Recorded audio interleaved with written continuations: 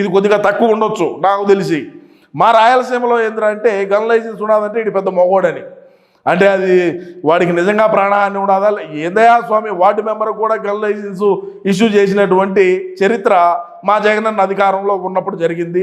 ప్రస్తుతానికి ఎవరైతే ఈ అనుచరులు, ఈ యొక్క అవినాష్ రెడ్డి అనుచరులు కానీ, లేదు ఇంకో వేరే వాళ్ళ అనుచరులు కానీ, స్వయంగా మన జగనన్న అనుచరులు కానీ, అన్ని నియోజకవర్గాల్లో ఉండేటువంటి జగనన్న అనుచరులకు అందరికీ కూడా ఉమ్మడి కడప జిల్లాలో నేను చెప్తా ఉండేది, ఉమ్మడి కడప జిల్లాలో జగనన్న అనుచరులకు ప్రతి ఒక్కరి దగ్గర కూడా గన్లు అయితే ఉన్నాయి. ఎందుకంటే ఇది మా తాతగారు రాజారెడ్డి గారి హయాం నుంచి ఇక్కడ మాకు నాటు తుపాకులు ఉండేవి. ఆ ద్వారా ఏమైతుందిరా లైసెన్స్ ఈండి వాడికి ఈండి పెట్టుకొని తిరుగుతాడు జోబిలో. ఎవడైనా ఏదైనా భూ కబ్జాలకు పాల్పడేటప్పుడు అమ్మ వాడి దగ్గర వెపన్ ఉండదు, వాడు కాల్చనైనా కాల్చాడు స్వామి, ఎందుకు లేని భయభ్రాంతులకు గురి చేసి ఇట్లా ఎన్నో ఒకటి రెండు కాదు ఎన్నో లంగా పనులు చేసి మా వాళ్ళు బాగుపడి ఉన్నారు. మా వాళ్ళు గన్ లైసెన్స్ ఉన్నవాడు బ్రహ్మాండంగా ఆస్తులు సంపాదించుకున్నాడు. ఇది అడ్డం పెట్టుకొని వీడు ఏది లేస్తా ఉన్నా పొద్దున్న నిద్రలేసి పంచి కట్టుకొని బెల్ట్ వేసుకొని బొడ్లో తుపాకి పెట్టుకొని పోతా ఉంటే వీడు ఇంకా ఏ విధంగా ఉంటుంది వీడి కథ, వీడి వ్యవహారం అనేది ఒకసారి మీరు ఆలోచించండి ప్రజలారా.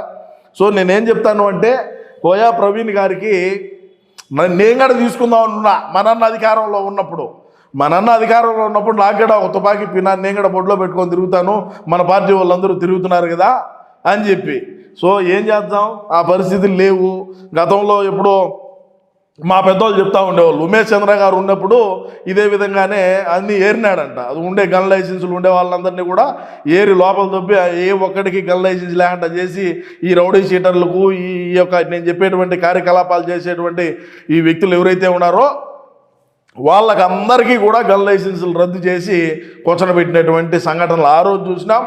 ఆ తరువాత ఇప్పుడు కోయా ప్రవీణ్ గారి ఆధ్వర్యంలో ఏదైతే ఉన్నదో ఈ గన్ లైసెన్సులు 852 మందికి ఇచ్చినటువంటి గన్ లైసెన్సులు రద్దు చేయడం అనేది బాధాకరమైనటువంటి విషయమే. ఎందుకంటే వాళ్ళు అది పెట్టుకొని బతికేటువంటి వాళ్ళు బతుకుదీరు. అది మారణ ఏదైతే ఉన్నదో ఆ యొక్క ఆయుధాలని, అంటే మనం అధికారంలో ఉంటే ఆయుధాలు ఫ్యాక్టరీ అయినా పెట్టచ్చు, మనకు అదేం పెద్ద ఇష్యూ ఏం కాదు.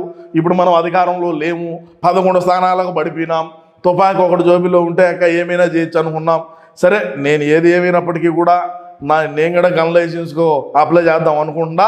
మీ అభిప్రాయాన్ని ఒకసారి తెలియజేయండి ప్రజలారా. మనం కూడా ఒక వెపన్ అనేది వాడదామా వద్దా అనేది మీ అమూల్యమైన అభిప్రాయాన్ని తప్పకుండా కామెంట్లో అయితే తెలియజేయండి.